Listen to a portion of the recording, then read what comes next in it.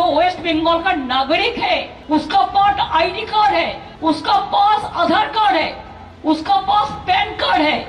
BJP is anti poor and अगर आप मेरे को डिस्टर्ब बंगाल को करेंगे, हम पूरा हिंदुस्तान में घूमेंगे और हम उधर में जाके बंगाली में भी बोलेंगे। अभी लेकिन अगर कोई बीजेपी दलाली करे तो हम उसको इंसान के लिए हम कहेंगे दलाली मत करना। आग बरसती है सावन में, पानी का है नाम। आनंद बख्शी साहब ने बरसों पहले ये लाइन लिखी थी। मकसद कुछ और बयान करना था, लेकिन इस सावन पश्चिम बंगाल में आसमान से बरसती बूंदें राजनीतिक पारे को नीचे नहीं ला पा रही हैं। बुधवार 16 जुलाई को कोलकाता में बादल बरस रहे थे और बूंदों से ताल मिलाते तृणमूल कांग्रेस के कार्यकर्ता कदम ताल कर रहे थे। मार्च की अगुवाई खुद मुख्यमंत्री ममता बनर्जी कर रही थी। ममता बनर्जी ने आरोप लगाया कि बीजेपी शासित राज्यों में बांग्ला बोलने वालों बंगालियों के साथ भेदभाव हो रहा है, उन्हें निशाना बनाया जा रहा है। ऑल इंडिया तृणमूल कांग्रेस के ऑफिशियल एक्स हैंडल पर मार्च का वीडियो पोस्ट किया गया है। वीडियो के साथ जानकारी दी गई है कि हज़ारों लोग सड़कों पर उतरे। वो दर्द में थे, उनमें गुस्सा था और वो गर्व था जिसे हिलाया नहीं जा सकता। जॉय बंगाल। कई लोगों ने इसे मुख्यमंत्री ममता बनर्जी की प्रधानमंत्री नरेंद्र मोदी को चुनौती बताया। मीडिया रिपोर्टों के मुताबिक प्रधानमंत्री नरेंद्र मोदी 18 जुलाई को पश्चिम बंगाल आ सकते हैं। रिपोर्टों के मुताबिक पश्चिम बंगाल के दुर्गापुर में उनका रोड शो है। वो दूसरे कार्यक्रमों में भी हिस्सा लेंगे। इसके पहले प्रधानमंत्री नरेंद्र मोदी 29 मई को पश्चिम बंगाल आए थे।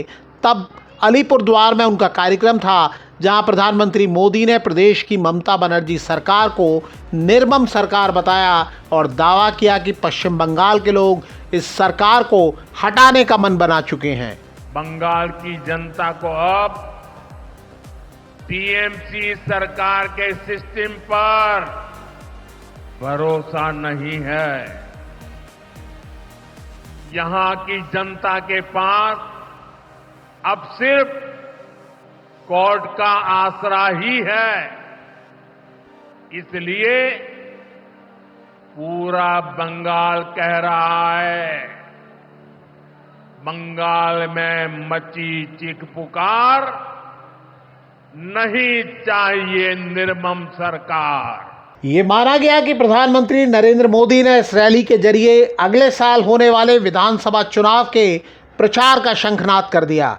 पश्चिम बंगाल में चुनाव अगले साल फरवरी मार्च में होने हैं।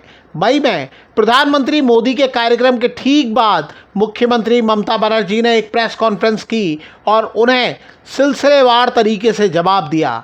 ममता बनर्जी ने प्रधानमंत्री नरेंद्र मोदी को चुनौती दी कि अगर दम है तो वो कल यानी अगले ही दिन चुनाव करा सकते हैं। ममता बनर्जी ने पीएम मोदी को डिबेट की चुनौती भी दी। आप एक काम कीजिए, एक दिन आपका इतना हिम्मत है तो एक टीवी का आसन में बैठिए, सरासरी प्रधानमंत्री का और हम का लड़ाई होगा। आपको जो जो सब्जेक्ट है आप टेलीप्रॉम्प्टर भी ले आ सकते हैं।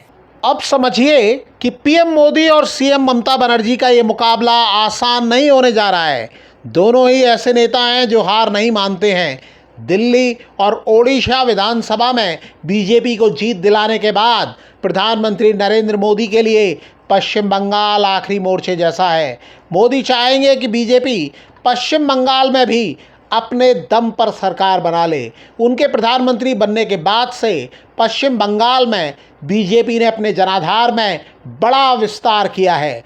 2014 में बीजेपी ने लोकसभा की सिर्फ 2 सीटें जीती थीं, लेकिन 2019 में पार्टी राज्य की 42 में से 18 सीटें जीतने में कामयाब रही।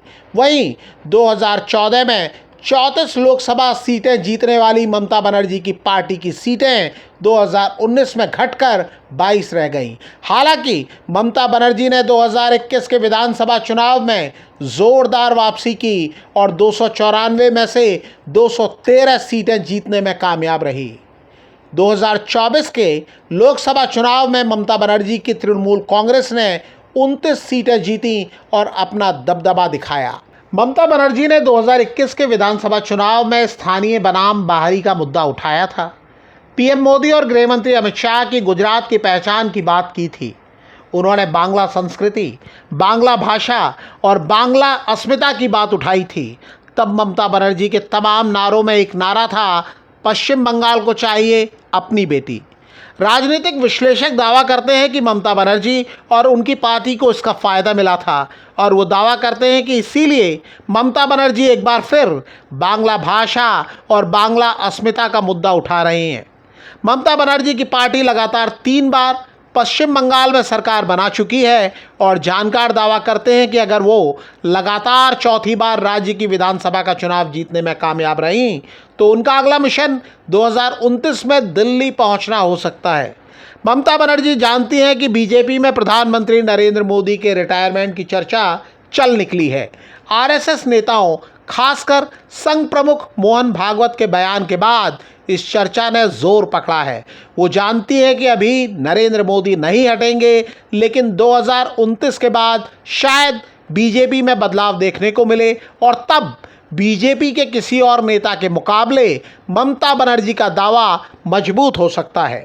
ममता बनर्जी विपक्षी दलों के इंडिया गठबंधन के नेतृत्व पर दावेदारी जता चुकी हैं। समाजवादी पार्टी के अखिलेश यादव, आम आदमी पार्टी के अरविंद केजरीवाल, शिवसेना यूबीटी के उद्धव ठाकरे और आरजेडी के लालू यादव उनका समर्थन कर चुके हैं। लेकिन दिल्ली का सपना देखने के पहले उन्हें पश्चिम बंगाल में अपनी ज़मीन बचानी है। ममता बनर्जी ने मई में पीएम मोदी के वार पर पलटवार किया था। इस बार वो पीएम मोदी के पश्चिम बंगाल आने के पहले ही माहौल बनाने में जुट गई हैं। उन्होंने बांग्ला बोलने वालों के साथ भेदभाव की शिकायत के अलावा चुनाव आयोग पर भी सवाल उठाए हैं।